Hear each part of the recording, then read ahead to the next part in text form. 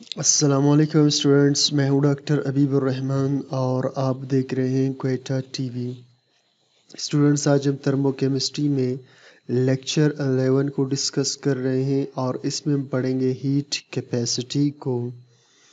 Students, capacity कहते हैं गुंजाइश को और हीट कहते हैं हरारत को। यानी कोई भी चीज़ जितने हरारत जज़्ब कर सकता है उस हरारत को उसका हीट कैपेसिटी कहते हैं। लेकिन यहाँ डेफिनेशन हम करेंगे वो क्या होगा, the amount of energy required to raise the temperature of an object और अ सब्सटेंस। वो मिकदार एनर्जी की जो ज़रूरत होती है बढ़ाने के लिए टेम्परेचर को किसी चीज़ का बाय 1 डिग्री सेंटीग्रेड और 1 केल्विन, 1 सेंटीग्रेड या 1 केल्विन तक इज कॉल्ड हीट कैपेसिटी। इसे कहते हैं हीट कैपेसिटी। अब क्या मतलब हुआ स्टूडेंट्स, यानी हमारे पास अगर कोई भी चीज़ हो 1 ग्राम में, फ़र्ज़ करें एक बर्तन में हमारे पास है 1 ग्राम वाटर, सही। अब इस 1 ग्राम वाटर के टेम्परेचर को अगर हम 1 डिग्री सेंटीग्रेड तक बढ़ाना चाहें तो इसे हीट देंगे। तो वो हीट जो हम इस पानी के टेम्परेचर को 1 सेंटीग्रेड बढ़ाने के लिए इस्तेमाल करेंगे, उस हीट को हम कहेंगे हीट कैपेसिटी ऑफ वाटर, सही।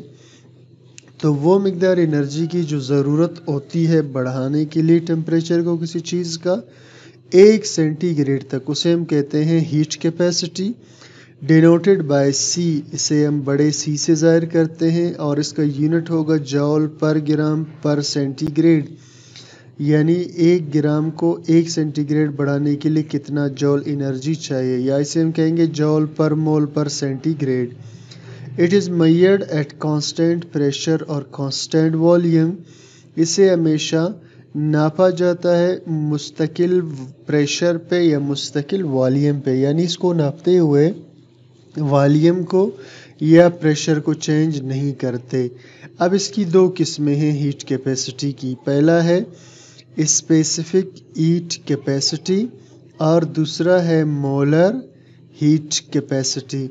तो पहले हम डिस्कस करते हैं स्टूडेंट्स स्पेसिफिक हीट कैपेसिटी को।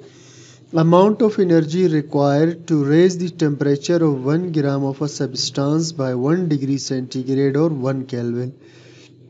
मिकदार एनर्जी की जो ज़रूरत होती है बढ़ाने के लिए टेम्परेचर 1 ग्राम किसी चीज़ का 1 सेंटीग्रेड या 1 केल्विन तक at constant pressure volume, constant pressure volume पे is called specific heat capacity. इसे हम कहते हैं मखसूस हीट कैपेसिटी और स्पेसिफिक हीट या स्पेसिफिक हीट भी कहते हैं। यानी ऊपर वाला डेफिनेशन और ये दोनों एक ही चीज़ है। डिनोटेड बाय सी एस, और इसे ज़ाहिर करते हैं बड़े सी, उसके साथ छोटा सा एस लगाएंगे जो स्पेसिफिक को ज़ाहिर करेगा। इसका यूनिट है जॉल पर ग्राम पर degree centigrade. Example specific heat of water at 15 degree centigrade is 4.1। ठीक है, तो जॉल पर ग्राम पर डिग्री सेंटीग्रेड। स्पेसिफिक हीट पानी का 15 सेंटीग्रेड पर 4.1 है। यानी अगर 15 डिग्री सेंटीग्रेड पर हमारे पास किसी बर्तन में पानी मौजूद हो, उसको 15 से 16 करने के लिए हमें उसको इतना हीट देना पड़ेगा, इतने जॉल हीट देना पड़ेगा। Specific heat of iron at 15 degree centigrade is, और स्पेसिफिक हीट लोहे का 15 सेंटीग्रेड पर कितना है जी, 0.45 जॉल पर ग्राम पर सेंटीग्रेड। अब देखिए स्टूडेंट्स, यहाँ पर आप देख रहे हैं कि लोहे का जो स्पेसिफिक हीट है बहुत कम है, पानी का स्पेसिफिक हीट बहुत ज़्यादा है। इसका मतलब ये होगा कि अगर हम लोहे को गर्म करना चाहेंगे तो थोड़े से हीट से वो 1 सेंटीग्रेड टेम्परेचर वो चेंज कर देगा, लेकिन पानी को थोड़ा ज़्यादा हीट करना पड़ेगा तभी वो जाकर अपना 1 डिग्री सेंटीग्रेड टेम्परेचर चेंज करेगा। It means water requires 9 times more heat. इसका मतलब है पानी को ज़रूरत होती है 9 गुना ज़्यादा हरारत की to raise the temperature by 1 degree centigrade, temperature को 1 सेंटीग्रेड बढ़ाने के लिए, एज कंपेयर टू आयरन, बमुकाबले आयरन के। इट इज़ measured एक्सपेरिमेंटली, ये नापा गया है तजुर्बे से।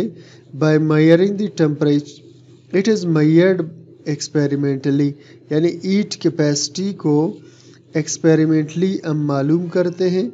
By measuring the temperature change, नाप कर टेम्परेचर में तब्दीली को, जिसे हम बोलेंगे delta H.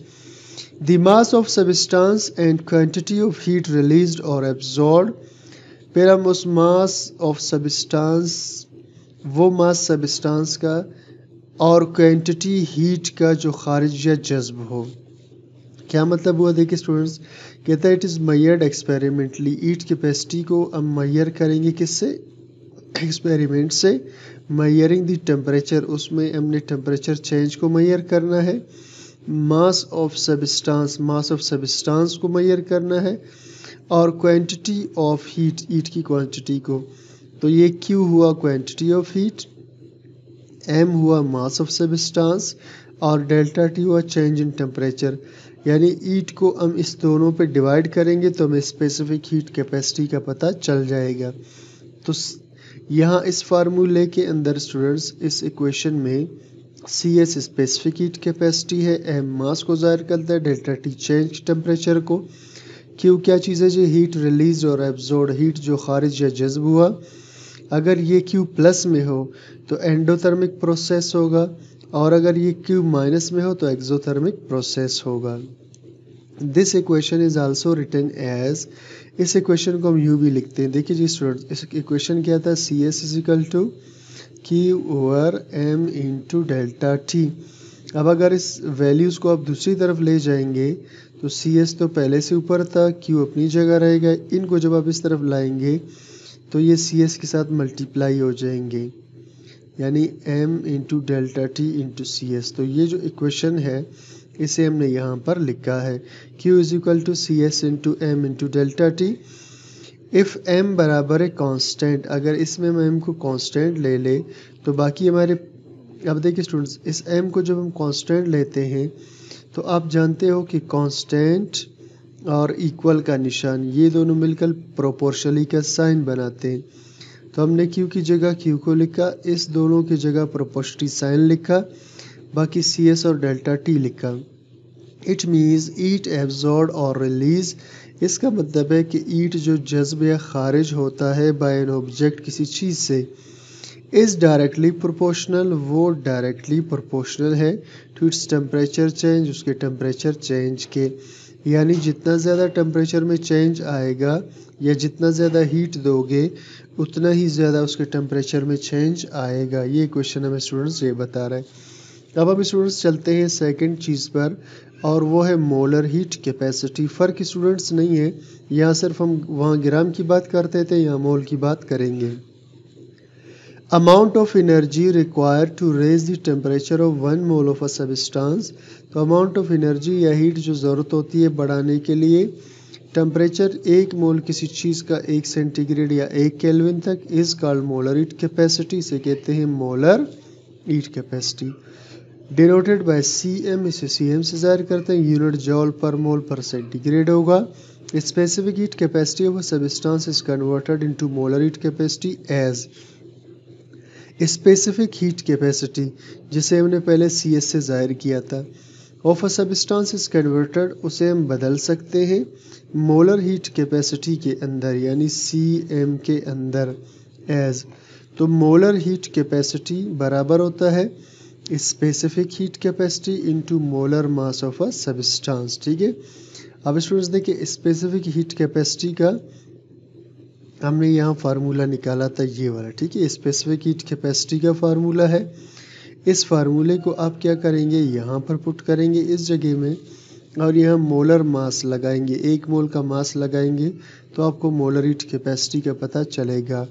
Every object has its own specific heat capacity, हर चीज़ की अपनी स्पेसिफिक हीट कैपेसिटी होती है। मसलन एल्युमिनियम का 0.9 जॉल पर ग्राम पर सेंटीग्रेड है, कॉपर का 0.3 जॉल पर ग्राम पर सेंटीग्रेड, आयरन का 0.450 जॉल पर ग्राम पर सेंटीग्रेड, अमोनिया ये अमोनिया है स्टूडेंट्स, ठीक है।